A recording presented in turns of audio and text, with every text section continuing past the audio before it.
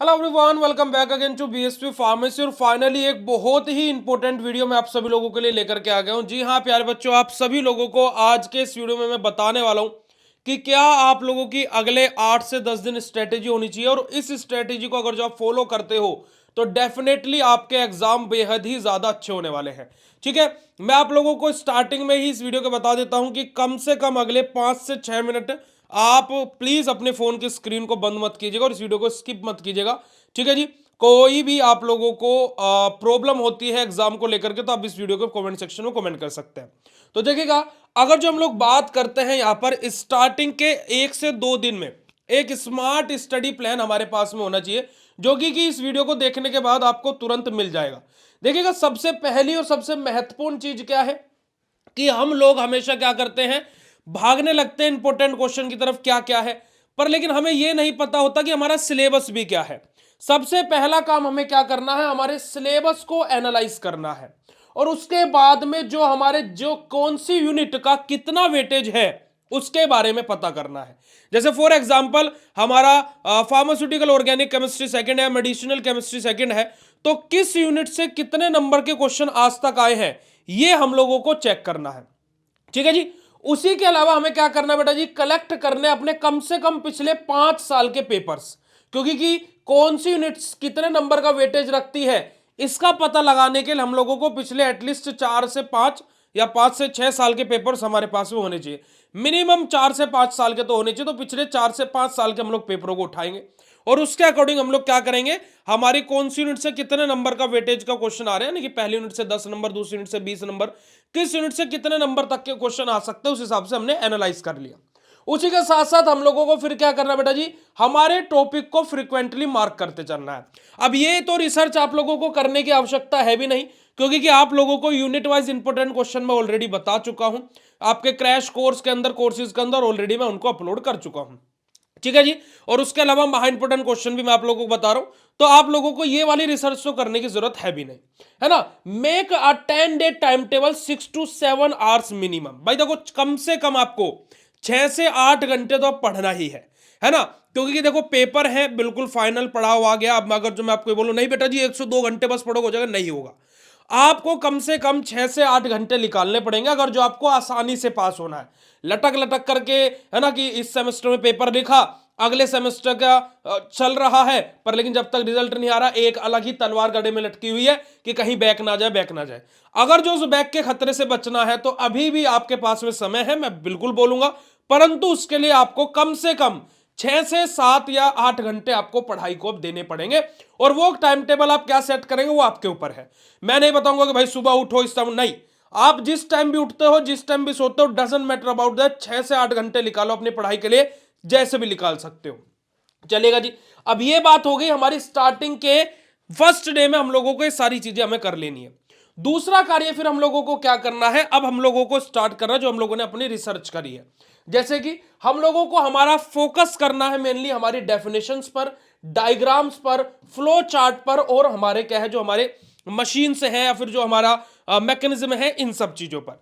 कैसे भाई, देखिएगा, मैं हमेशा बोलता हूं कि कॉपी जिससे लिखनी आती है उसकी बैक नहीं आएगी, और उसे नॉलेज भले ही कम हो पर लगने को उससे अगर जो कॉपी सही तरीके से लिखनी आती है, उसकी राइटिंग अच्छी है, तो उस बंदे की बैक नहीं आएगी। आप इस चीज को रिसर्च करके देख लीजिएगा।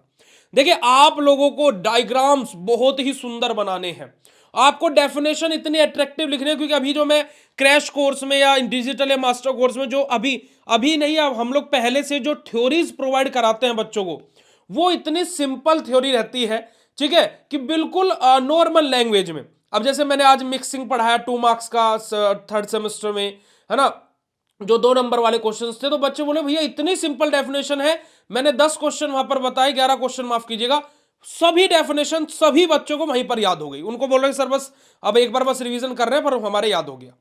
तो ऐसे हम आप लोगों को क्या है, डेफिनेशन इतनी सिंपल और सरल लिखनी है। दूसरी चीज, हमें फ्लो चार्ट, डायग्राम्स, इनके थ्रू हमारी कॉपी को अट्रैक्टिव बनाना है। और वो कैसे बना पाएंगे, जब हमें पता होगा कि डायग्राम कैसे बनाते हैं, जब हमें पता होगा कि हमें ये क्वेश्चन आया, मान लीजिए हमारा क्लासिफिकेशन से क्वेश्चन आया, तो उसका फ्लो चार्ट हमें कैसे बनाना है, जब तक हमें पता नहीं होगा तब तक चीजें होंगी कैसे।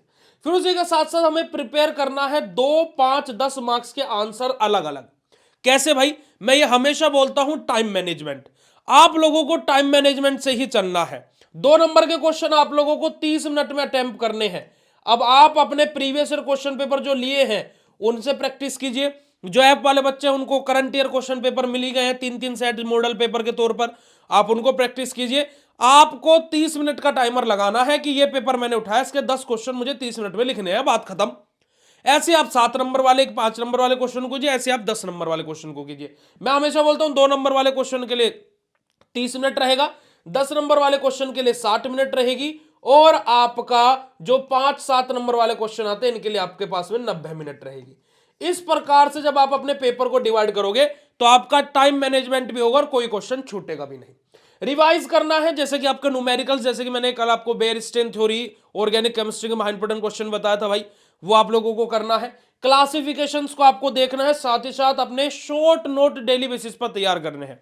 जैसे मैंने अभी इनऑर्गेनिक केमिस्ट्री का एक पॉकेट रॉकेट निकाला, आपको अगले सेमेस्टर से ये चीज करने की आवश्यकता भी नहीं पड़ेगी। आपको सभी को कोर्सेज के अंदर एक पॉकेट रॉकेट मिला करेगा। पॉकेट रॉकेट क्या होगा? आपका एक सब्जेक्ट के 20 से 30 छोटे छोटे कार्ड होंगे, ठीक है, जैसे ताश खेलते हैं ना, बस इतना बड़ा एक कार्ड होगा। उस कार्ड के अंदर 30 से 40 वो एक कार्ड रहेंगे एक सब्जेक्ट के, पूरा सिलेबस उसमें खत्म होगा एक सब्जेक्ट का।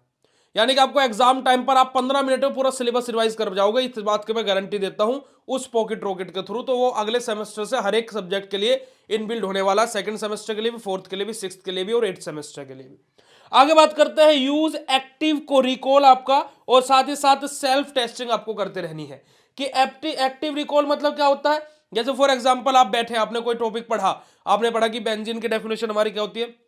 बेंजीन हमारे एक एरोमेटिक कंपाउंड होता है जिसका फॉर्मूला C6H6 होता है। बेंजीन के पास में 6 carbon 4 hydrogen 3 conjugated double bond होता है। आपने डेफिनेशन पढ़ लिया, देख करके आपने याद कर लिया, पर लेकिन जब अकेले बैठे हो, ठाली बैठे हो, तो आपको क्या करना, उसको रिकॉल करना है ना, मन ही मन में बोलना है, ताकि कि डेफिनेशन आपके दिमाग से स्किप ना हो। और साथ ही साथ अपना आपको टेस्ट करते रहना है, कभी 2 नंबर वाले क्वेश्चन लगा लिए, कभी 7 नंबर वाले क्वेश्चन लगा लिए, कभी 10 नंबर वाले क्वेश्चन लगा लिए, ताकि कि आपकी बॉडी और आपका माइंड क्या हो सके, पेपर को लेकर के फ्रेंडली हो सके। क्योंकि ठंड का माहौल है भाई, इंजन चार्ज होने बहुत टाइम लग जाएगा पेपर में, याद रखिएगा, ठीक है। ये हम लोगों को नेक्स्ट हमारे क्या है 5 से 6 दिन में यही सारी की सारी चीजें करनी है। उसके बाद में हमारा बिल्कुल लास्ट पड़ाव हमारे आ जाते हैं, वो क्या है बेटा जी, हम लोगों को रिवीजन और आंसर राइटिंग हमें करनी है। हम लोग क्या करना है, हमारे जो इंपॉर्टेंट टॉपिक्स हम लोगों ने मार्क किए हुए थे, जो आपको हमने या फिर आपने किसी भी चैनल से देख करके पढ़े थे, आपको अब उन इंपॉर्टेंट टॉपिक्स को रिवाइज करना है लास्ट के 1 से 2 दिन में। उसके बाद में आपको प्रैक्टिस करना उन आंसर्स की राइटिंग करके। और मैं प्रैक्टिस आपको क्या कर रहा था, स्टार्टिंग से भी करा रहा हूं, पर फिर आपको उस टाइम पर बस प्रैक्टिस ही करना और कुछ करना ही नहीं है कि अब मैं ये भी टॉपिक, नहीं, टॉपिक कोई एक्स्ट्रा एड ऑन मत करना, है ना। जो आपका डायग्राम आपने बनाया उनका रिवीजन करो, जो रिएक्शंस आपने लिखी हैं उनका रिवीजन करो, है ना, जो आप फॉर्मूलाज जो आपने याद किए उनका रिवीजन करो, ताकि कि जो याद है वो ना भूल जाओ। और क्या है कि कोई भी नया टॉपिक को बिल्कुल आपको अवॉइड करना है। कि देखो ये मन है, मान लीजिए आपने 10 टॉपिक पढ़े और 2 टॉपिक छोड़ दिए, तो ये मन क्या बोलेगा कि इन 10 को छोड़ करके अब तू इन 2 को और पढ़ ले, और इन 2 के चक्कर में फिर ये 10 का भी मटियामेट हो जाता है। तो भाई इस चीज को आप याद रखेगा कि जो आप इंपॉर्टेंट क्वेश्चन को जिस भी प्लेटफॉर्म पर आपने बीएसवी फार्मेसी पर या फिर अदर किसी चैनल पर जिस पर भी आपने विश्वास किया है, आप विश्वास करिए उसी पर ही, ठीक है। ये मत सोचिए कि मैंने क्वेश्चन बताया, अब जैसे फॉर एग्जांपल आप बीएसवी फार्मेसी के चैनल पर आए, है ना, बीएसवी फार्मेसी पर आपने क्वेश्चंस को देखा, अब आपने अदर चैनल पर कोई और क्वेश्चन को देख लिया, तो अब मन भटक गया कि यार वो करूं या ये करूं। तो आपको जिस पर विश्वास हो आप उसके क्वेश्चन कीजिए, मन मत भटकाइए। अगर जो आपको अदर चैनल पर बिलीव है, आप उन्हीं के क्वेश्चन तैयार कीजिए, जो हम बता रहे हैं उनको छोड़ दीजिए, है ना। बट आप मत भ्रमित होइए कि मैं ये भी कर लूं ये भी कर लूं। अब वो टाइम नहीं है कि ये भी कर लूं ये भी, एक ही प्लेटफॉर्म पर विश्वास कीजिए, उसी को फॉलो कीजिए। मैं यही आप लोगों को सजेशन दूंगा, और हमेशा मैं ये बोलता हूं, मेरा किसी से कोई कंपटीशन नहीं कि नहीं भाई हम ही सही, नहीं, हर कोई सही है, डिपेंड ऑन यू कि आपके लिए क्या सही है, ठीक है जी। तो ये बात आप लोगों को ध्यान में रखनी है। चलेगा, आगे बात करते हैं हमारी फाइनल, जो कि बिल्कुल सटीक हमारी जो लास्ट डे हमारी जो चीज रहेगी वो क्या रहेगी कि हम लोगों ने जो भी चीजें करी हैं, ठीक है, वो क्या करेंगे बेटा जी, हम लोग लाइट रिवीजन करेंगे, खाली कोई स्ट्रेस नहीं लेंगे कि यार ये छूट गया मेरा तो ये रह गया, भाई ऐसा कुछ नहीं करना है।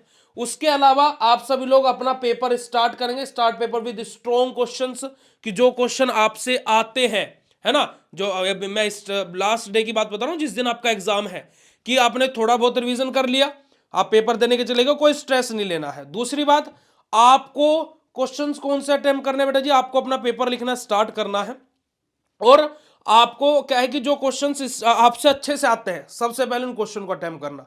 और देखिए ठंड बहुत ज्यादा बढ़ रही है, अगर जो आपको मैं बात बताऊं तो मेरा सभी बच्चों को एक सजेशन है, मेरा मतलब पर्सनल लेवल पर जाकर के देखिएगा कि जो सेकंड शिफ्ट में जिन बच्चों के पेपर हैं वो तो ठीक है, धूप में बैठ करके सेक लेंगे, कोई दिक्कत नहीं।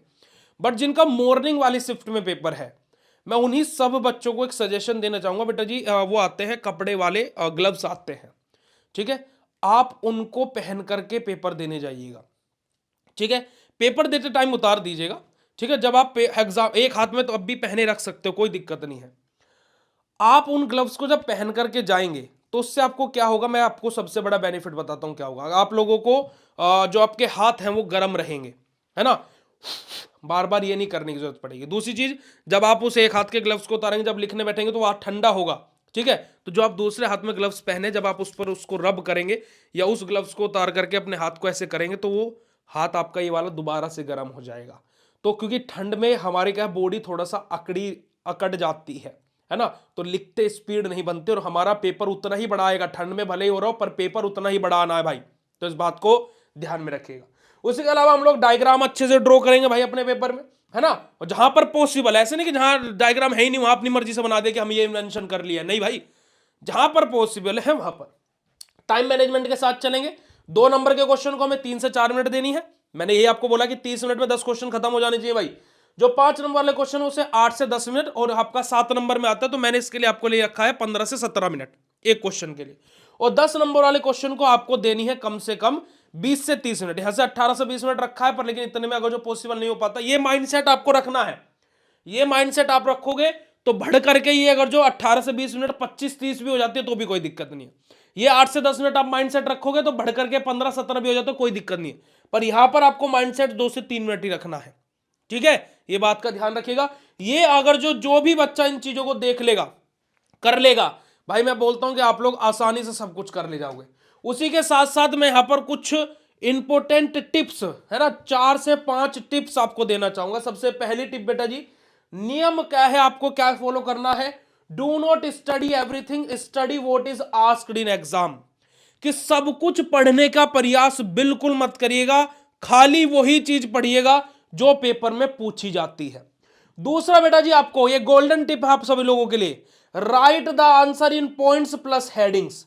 कि आंसर को आप पॉइंट वाइज और जो आपकी हेडिंग है उनको अच्छे से अंडरलाइन करके लिखोगे, देखिएगा बहुत अच्छे नंबर मिलेंगे। जैसे यहां पर देखिए आपको अलग ही पता लग गया होगा, इस स्लाइड पर सर कुछ इंपॉर्टेंट टिप्स देने वाले हैं, समझ रहे कि नहीं समझ रहे। तो हेडिंग्स अच्छे से, और आपका क्या बेटा जी, जो आंसर आप लिख रहे हो उसको पॉइंट वाइज देखिए, देखो मैं पॉइंट बाय पॉइंट लेकर के आया आप लोगों के लिए, तो आपको पता लग रहा होगा ये रूल है, ये गोल्डन टिप है, ये एग्जामिनर के किस चीज को प्यार करता है, माइंडसेट क्या होता है, सब भैया ने यहां पर अलग अलग बताया हुआ है, मेरे बताने से पहले आपको पता लग रहा होगा। तो पॉइंट टू पॉइंट इस वजह से फायदा रहता है। एग्जामिनर किस चीज को प्यार करता है, आपका जो प्रिपरेशन है ना, नेट प्रिपरेशन प्लस आपके कीवर्ड्स क्या क्या है, कि आप जो लिखना चाहते हो वो एग्जामिनर तक डिलीवर कर पा रहे हो नहीं कर पा रहे हो। जैसे मैं इस वीडियो को बनाने के लिए आया, अब मैं जो आपको समझाना चाहता हूं मैं आपको समझा पाया नहीं समझा पाया, तभी तो मजा है, समझ रहे कि नहीं समझ रहे। और माइंडसेट आपका क्या रहना चाहिए, कॉन्फिडेंस आपको रखना है, ओवर कॉन्फिडेंस नहीं, कॉन्फिडेंस रखना है। आपको अपने माइंड में क्लियरिटी सेट करनी है, आपका टॉपर वाला माइंडसेट होना चाहिए। ये माइंडसेट नहीं होना चाहिए यार बैक ना जाए, मैं भाई पास हूं बस मुझे टॉपर बनना है। Think positive, be positive, then result भी पॉजिटिव, ठीक है जी। अगर आप अच्छा सोचोगे, अच्छा सोचोगे, अच्छा पढ़ोगे तो आप भी टॉपर बन जाओगे, कोई दिक्कत नहीं है, जस्ट लग जाइए। यही मैं आप लोगों को सजेशंस देना चाहूंगा। बाकी आप लोगों के लिए इस चैनल पर सब कुछ पर्याप्त मात्रा में सब कुछ हम लोग प्रोवाइड करा रहे हैं, ठीक है जी, तो आप लोग देखते रहिए। बाकी मेरी इस वीडियो के बाद में अगर जो आप लोगों को थोड़ा सा भी अच्छा लगा हो तो नीचे कमेंट करके जरूर जाना। और आप लोगों के लिए बीएसवी फार्मेसी ऐप पर कोर्सेज, क्रैश कोर्सेज सब कुछ है, तो अगर जो आप ज्वाइन करना चाहते हो ज्वाइन कर सकते हो, अदरवाइज इस चैनल से फ्री ऑफ कॉस्ट पढ़ना चाहते हो फ्री ऑफ कॉस्ट पढ़ सकते हो। और अगले सेमेस्टर के लिए आप लोगों के लिए एक छोटा सा offer, Puneet 123 coupon code apply कर लेना, आपको फ्लैट 400 रुपए का ऑफ मिल जाएगा। जितने भी यहाँ पर मुझे फिफ्थ सेमेस्टर वाले देख रहे हैं तो 6 सेमेस्टर पर, और 3rd सेमेस्टर वाले देख रहे हैं तो 4th सेमेस्टर पर आपको फ्लैट 400 रुपए का ऑफ मिलेगा। तो फटाफट जाकर के आप ऐप को ज्वाइन कर सकते हो। ये ऑफर आप लोगों के लिए लिमिटेड टाइम के लिए है, लिमिटेड स्टूडेंट्स के लिए है। तो आप लोग ज्वाइन भी कर सकते हो। तो ये वीडियो कैसे लगा कमेंट करके जरूर बताइएगा। मिलता है ऐसे नेक्स्ट इन्फॉर्मेटिव वीडियो में, तब तक के लिए बाय, शुक्रिया, नमस्कार, जय हिंद।